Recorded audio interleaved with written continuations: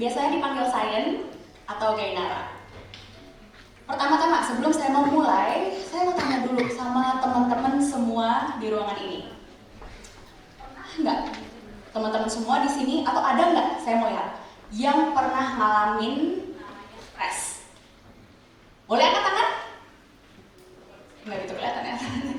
Oh oke, banyak ya ternyata yang pernah ngalamin stres atau bahkan mungkin lagi stres ya teman-teman. But congratulations, it means that you're privileged. It means that you have something you care about. Because when you have something to care about, it means that you're privileged.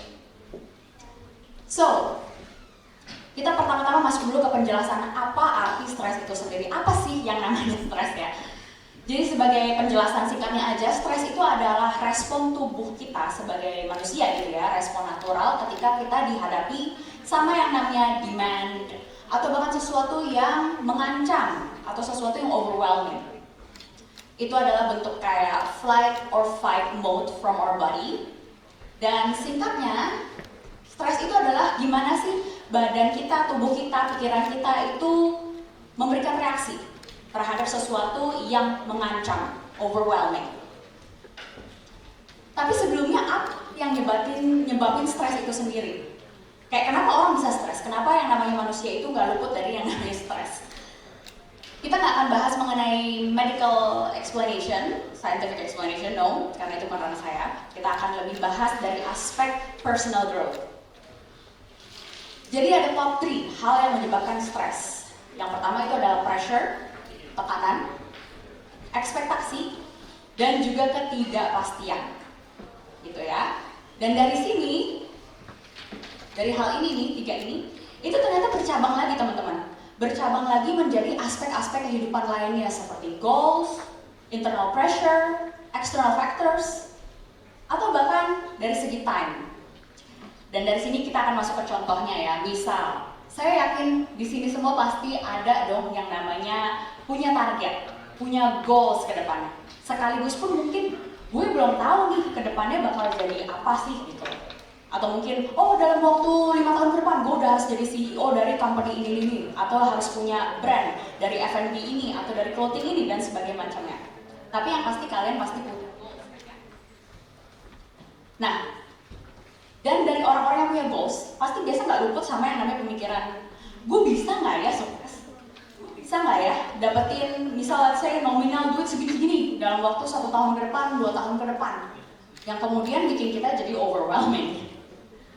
Atau mungkin buat kalian teman-teman di sini yang mungkin perfeksionis nih ya, misal let's say kalian dari event, social event, brand event, terus pulang-pulang kalian mikir, tadi gue ketemu si ini, si itu, gue udah ngomongnya bener gak ya?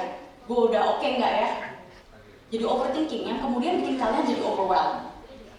Atau bahkan external factors, keluarga. Kapan nikahnya sih? Kamu kapan punya hubungan? Atau let's say, kamu kapan punya kerjaan yang benar? Gitu. Dan itu sebenarnya bukan kata-kata yang mungkin bikin kita sengaja diintimidasi, tapi kita jadi pressure kan dengernya. Kayak udah males lah kalau misalkan di family function, family gathering itu udah males lah bawaannya. Karena somehow itu bikin kita jadi tekanan. Nah, selain itu juga atau kita buka social media. Gak usah jauh-jauh ya, social media itu terkadang kalau kita buka social media, semua orang tiba-tiba kaya. Semua orang itu kayaknya gampang banget beli barang ini, beli barang itu, pergi ke sana ke sini. Yang bikin kita tuh mikir, ini orang kerjaannya apa sih? Orang tuh dapat duitnya gimana caranya? Kok kayak gampang banget? Muncul unsur membandingkan, muncul unsur-unsur yang namanya gue kayaknya lebih jauh nih di bawah dia. Dan bahkan muncul lagi di aspek lainnya seperti time dan juga career. Apakah gue udah di jalan yang benar? Apakah gue udah di pilihan yang benar? Yang sebenarnya little did you know, little did we all know, there's always beauty in everything, and not excluding stress. Karena seperti yang tadi saya sudah bilang di awal, ketika kita stres, itu sebenarnya kita privilege. We have something that we can grow. We have something we care about. It means that we're in the game. It means that we have something, kapabilitas di diri kita yang sebenarnya itu bisa banget menyangkuti, tergantung dari usaha dan reaksi kita. Karena sebenarnya ketika kita dihadapi dengan yang namanya stres, itu kita memiliki dua pilihan. Take it as a burden. Ya udah di situ-situ aja, nanti juga akan beres sendiri, ya kan? Atau ya kita take it as a motivation. Kita bikin ini jadi bahan bakar kita untuk lebih level up, untuk lebih fokus ke solusi daripada masalahnya. Dan ini juga bukan serta-merta soal skill, soal mindset aja gitu ya. Ini bukan cuma di mindset. Mindset will stay mindset if we don't implement it. Jadi ini skill. Gimana kita bisa fokus ke solusi daripada masalahnya, gimana kita bisa menata emosi gitu ya, biar gak selalu overwhelmed, atau bahkan seberapa cepat kita bisa beradaptasi. Karena yang namanya stres dan adaptasi itu memiliki korelasi yang cukup tinggi gitu ya. Dan ini ngomongin soal adaptasi, I want to share to you guys a little background story of mine yang mungkin, gak mungkin sih, yang obviously shape me who I am today. Ya, ini ada beberapa highlight adjustment lah di kehidupan saya dari masa-masa teenage sampai sekarang.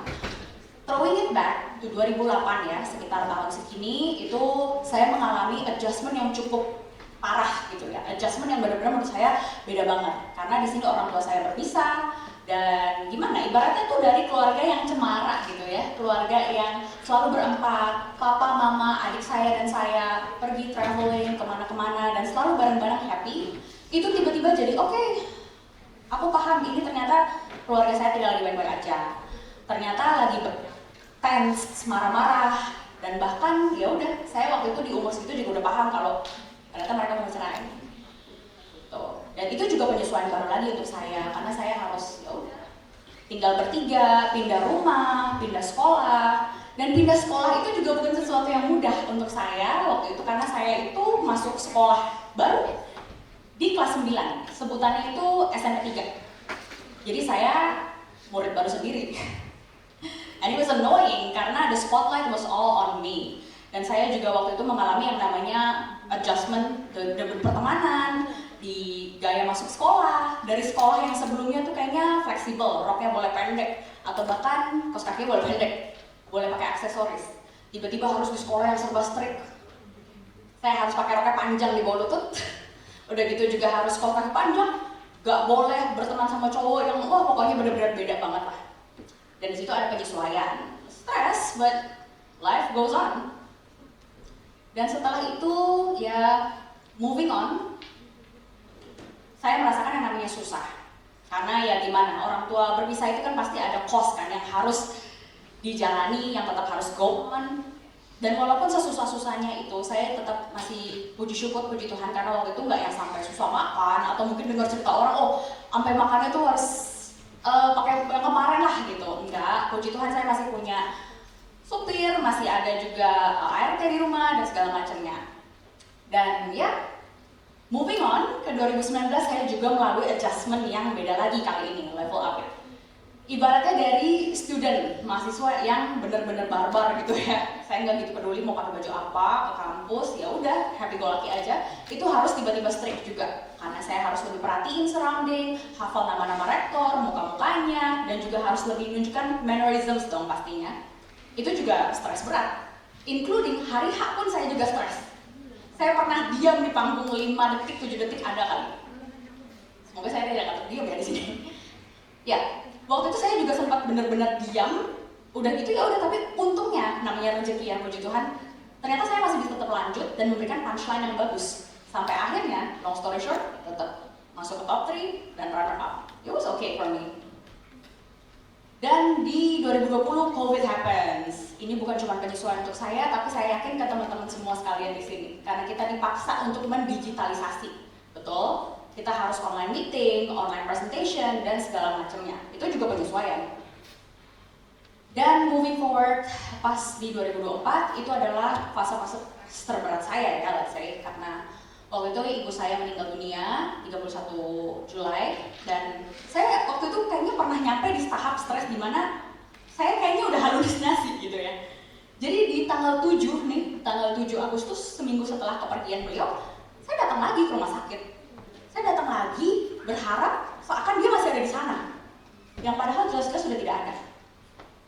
Itu juga fase-fase stres yang menurut saya cukup bikin saya terpuruk ya. Karena saya begitu dekat dengan beliau, dan menurut kalian apakah saya stres? Saya sedih? Tentu. Banyak banget pikiran-pikiran, bisa nggak ya gue lanjutin hidup? Bisa nggak ya gue jadi kepala keluarga yang baik? Secara masih ada oma, masih ada adik, dan masih ada anabul 2 di rumah yang harus dijaga, masih ada karyawan yang harus digaji dong, nggak mungkin nggak digaji. Tentunya. But then what? It's been 2 years. And here I am. Still surviving, still thriving. And also as a content creator, itu juga tidak luput dari yang namanya penyesuaian. Karena ya tentunya sebagai content creator, saya juga harus nggak cuma posting, tapi evolving. Harus keep up with trends, keep up with updates, at the same time not losing my identity. Dan sebenarnya at the end of the day, it's a continual adjustment. Dimana saya juga harus tetap relevan, memenuhi ekspektasi, bukan mungkin dari teman-teman juga, tapi dari diri saya sendiri untuk selalu show up. Even at times I don't feel like myself, even at times I feel demotivated. Belum lagi kalau dapat hate, betul? Karena yang namanya bikin konten, mengkreasikan sesuatu, pasti ada orang yang gak suka sama kreasi kita, dan mungkin aja mereka hate kita. But then what? Grow from it, not taking stress. Kita grow from it, take it as a motivation, evaluate and improve. Ya, yang tadi saya bilang, semua pasti nggak luput dari penyesuaian. And what keeps me going? Ini kalau dari kisah saya sebagai content creator, ya sebenarnya ada waktu saya demotivasi gitu ya. Tapi begitu melihat komen-komen dari teman-teman yang mungkin saya nggak kenal gitu, saya belum pernah ketemu, itu rasanya happy gitu. Ternyata, oh gue berguna ya. Oh ternyata gue bisa bikin pikiran orang lebih terbuka ya. And it makes me happy, it makes me motivated. Dan ini hanya satu dari berbagai contoh lainnya yang mungkin saya bisa share di lain waktu, because we don't have a lot of time today. Dan intinya, kalau kalian sudah menemukan why-nya, itu lebih mudah untuk teman-teman semua untuk go on with how-nya. Dan di case saya itu ya, saya punya 3 main point yang untuk saya lakukan hari-hari untuk keep me disciplined, keep me motivated, jauh dari stres. Yang pertama, to-do list. Saya yakin semua nggak luput dari HP. Kalian bisa banget loh catat to-do list kalian di notes setiap hari. Nggak harus yang simple. Mungkin hari ini saya harus finishing brand apa gitu, misalnya kalau saya. Ya dengan kita ada checklist setiap hari, itu rasanya kita jadi disiplin gitu loh. Lebih satisfied karena kita melakukan sesuatu yang sudah menjadi responsibility kita. Dan we finish it by the end of the day. Setelah itu kalian juga harus watch your surroundings. Karena improvement saya tahun ke tahun itu jujur juga karena dibantu faktor eksternal dari teman-teman saya, dari orang-orang terdekat saya yang memotivasi saya, menginspirasi saya. Jadi kalian harus perhatiin surrounding kalian. Dan yang ketiga, kalian harus selalu punya mindset. Kalau gue usahain, kalau gue coba, kalau gue improve nih, the worst case scenario is I fail, and then what? You can try again. Setelah kalian fail ya sudah. Kalian coba lagi daripada kalian keep wondering.